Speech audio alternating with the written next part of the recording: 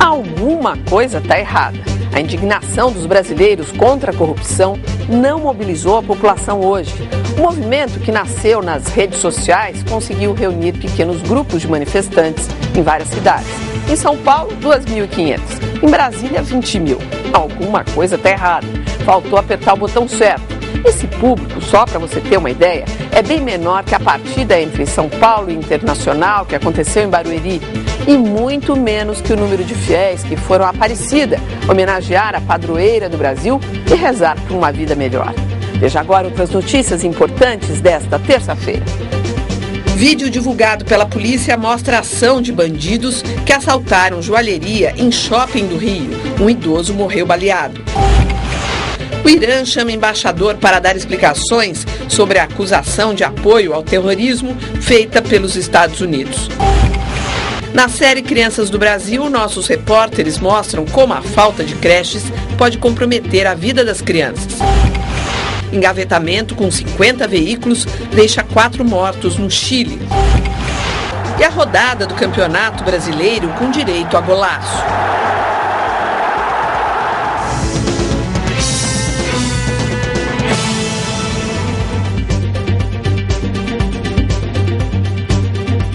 Participam da edição de hoje a professora de História Árabe da USP, Arline Klemcha, e o coordenador do Grupo de Análise Internacional da Universidade de São Paulo, Ricardo Senes. Mande a sua pergunta aos nossos comentaristas através dos endereços do Jornal da Cultura na internet. Em pelo menos 25 cidades, o dia foi de protesto para um grupo ainda pequeno de brasileiros. Marchas e manifestações exigiram o fim da impunidade das fraudes, negociatas e desvios de dinheiro público em todas as esferas do poder. Nem sindicatos, nem partidos políticos. A mobilização para participar do ato contra a corrupção surgiu via internet, principalmente pelas redes sociais, e reuniu gente com vontade de protestar. O fiscal de impostos Maurício Ferreira, do interior de São Paulo, viajou 300 quilômetros até a capital.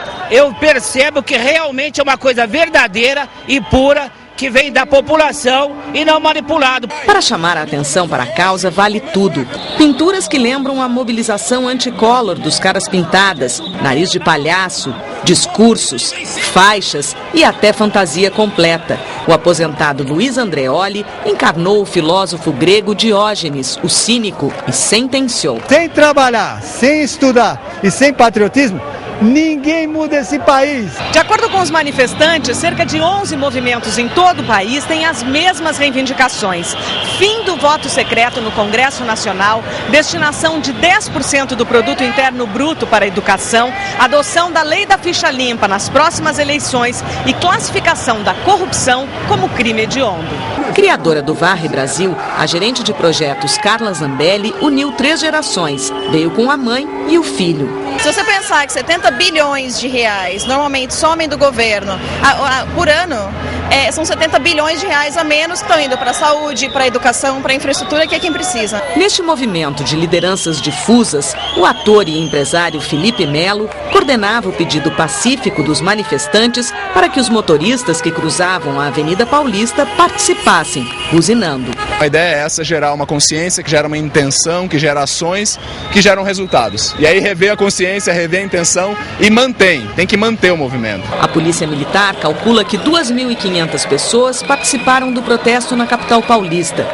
Em Brasília, cerca de 20 mil pessoas, segundo a PM, ocuparam as vias do Eixo Monumental e marcharam até o Congresso Nacional. Manifestações também foram registradas no Rio de Janeiro, em Belo Horizonte, Curitiba, Florianópolis, Goiânia, Palmas, Salvador, Recife e Fortaleza. Olha, houve manifestação, mas foi muito menor do que os organizadores, eu imagino, esperados. Por exemplo, em Belo Horizonte, eu estava vendo uma informação agora há pouco, foram 300 pessoas que compareceram, é muito pouco. Quer dizer, Brasília, até sintomático, onde teve mais gente. Não vou dizer a falta de sucesso, porque houve uma mobilização e tudo mais, e é algo super importante. Mas por que isso não foi viral, como se diz aí na linguagem da internet? Por que não pegou, na opinião de vocês? Bem, nós vimos um dos manifestantes em Brasília portar uma placa dizendo que era o movimento dos envergonhados, né?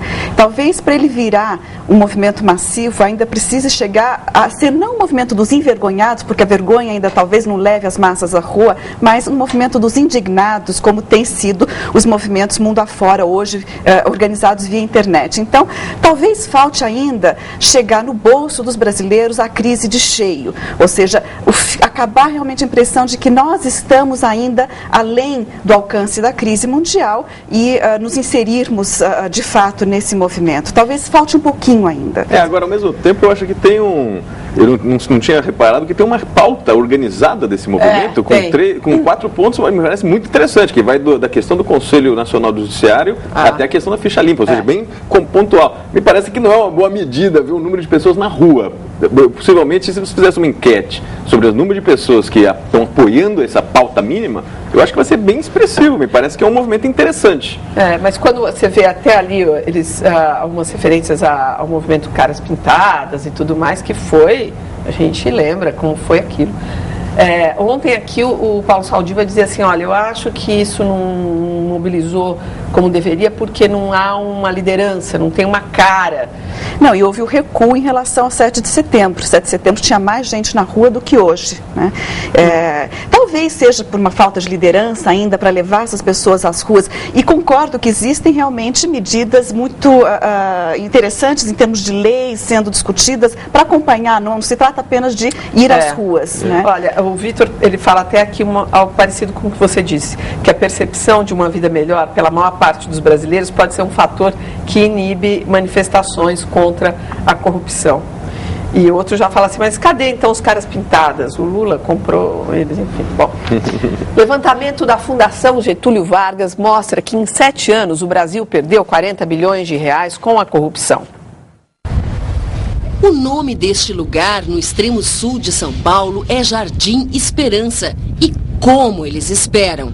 Há 4 meses, cerca de 50 casas que ficavam em área de risco nas margens deste córrego foram demolidas. O entulho, até agora, não foi removido e o esgoto continua a céu aberto no córrego. Olha como é que tá uma coisa dessa aqui, ó. Acha que uma família vai morar num lugar desse porque quer? Veja uma casinha daquela. Quem vai morar numa casa dela porque quer? A falta de moradia e de saneamento básico não são os únicos problemas da comunidade.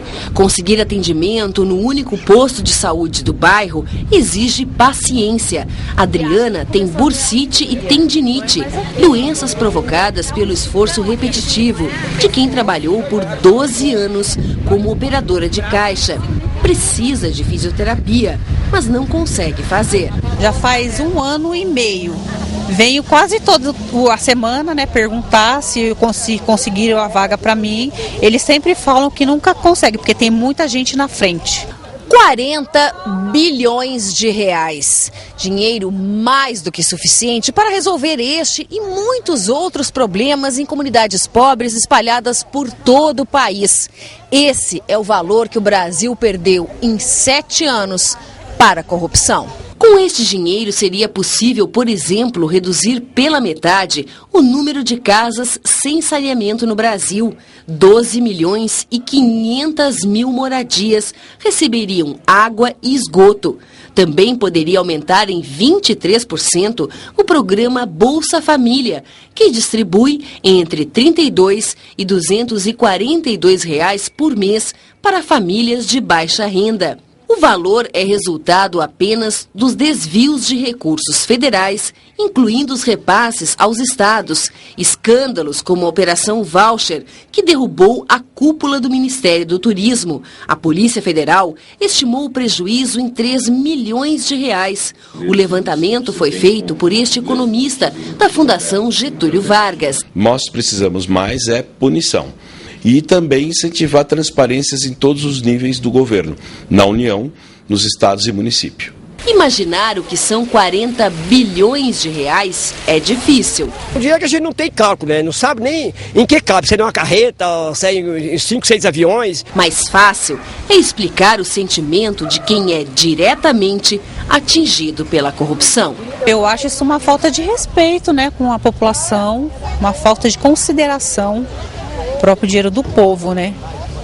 Porque não deixa de ser, né? Eu, assim, não sei, Sênis, o que você imagina, mas eu acho que esse número deve ser maior. Se você imaginar que tem uma corrupção aí que não chega ao alcance dos nossos olhos, né? Que é uma coisa que... Eu acho que ele é maior também, não só porque é difícil aferir, afinal, ele é falando de coisas ilegais. Exatamente. Mas eu acho que o custo, talvez principal, não seja esses 40, 50 bilhões que têm sido mencionados, mas como a corrupção altera escolhas públicas, né? Ela altera critérios mais ou menos objetivos de alocação de recursos para otimizar esses recursos. Eu acho que esse custo talvez seja 5, 6, 7 vezes maior do que o que é desviado efetivamente. Ou seja, se você desviar 3 milhões numa compra de um remédio, por exemplo, perto do efeito que o remédio com menor qualidade vai causar na população, certamente o efeito é muito maior, esse dano é muito maior para a população do que os 3 milhões que foram desviados. Então eu acho que se o cálculo da corrupção for feito nessa dupla mão, né, a corrupção em si, o quanto foi desviado efetivamente, mas quanto isso piorou na política pública, de saneamento, de saúde, aí eu acho que nós estamos falando de uma perda muito significativa da capacidade do Estado brasileiro. E agora eu estava pensando aqui, vendo a reportagem, tudo bem que a gente acha que é mais do que 40 bilhões, mas assim, é tão agressivo isso, e talvez esse movimento, que foi a matéria anterior, fosse mais, tivesse mais adesão se esses números fossem jogados mais na cara da população, porque é um desaforo, não é? Com certeza. Aumenta a tensão entre os Estados Unidos e Irã. O país persa convocou o embaixador da Suíça, que representa os americanos, para dar explicações. O governo de Washington acusa os iranianos de tramar a morte do embaixador da Arábia Saudita no país. Este é Mansour Arbabsiar, preso no aeroporto de Nova York no mês passado. O americano, que tem cidadania iraniana, teria confessado o plano para matar o embaixador da Arábia Saudita. Outro acusado é o também iraniano Golan Shakuri. Segundo os americanos, ele faz parte da Guarda Revolucionária do Irã e está foragido. O plano para assassinar o príncipe saudita Turki Al-Faisal, embaixador em Washington, teria sido descoberto em maio, no México. As investigações indicam que o Irã teria pago a narcotraficantes para cometer o crime. O governo iraniano nega as acusações e diz que tudo faz parte de um plano dos americanos para provocar um conflito armado. Já o governo dos Estados Unidos mobiliza a comunidade internacional para aprovar novas sanções contra o país dos ayatolás. Olha, antes de falar de Estados Unidos e Irã, eu quero só colocar aqui duas opiniões aqui da nossa plateia virtual. O Bonilha fala que a gente está muito pessimista, nós três aqui, que esse movimento a gente deveria apoiar. E a Manuele diz o seguinte, que é uma semente civil brotando, sem dúvida alguma, que é.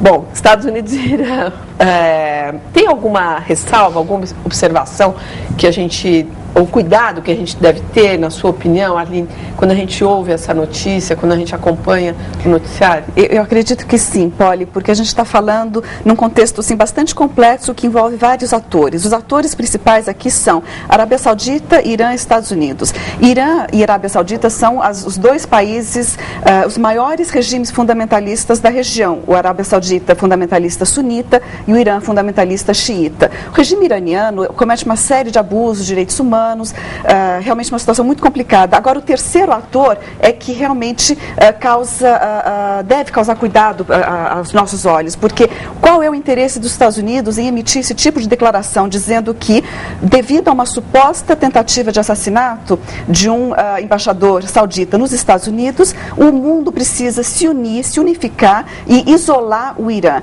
Bom, a gente está vendo esse discurso norte-americano vir há muito tempo, desde, por exemplo, anos atrás, mas um caso muito clássico e claro... Por que não isolar o Irã?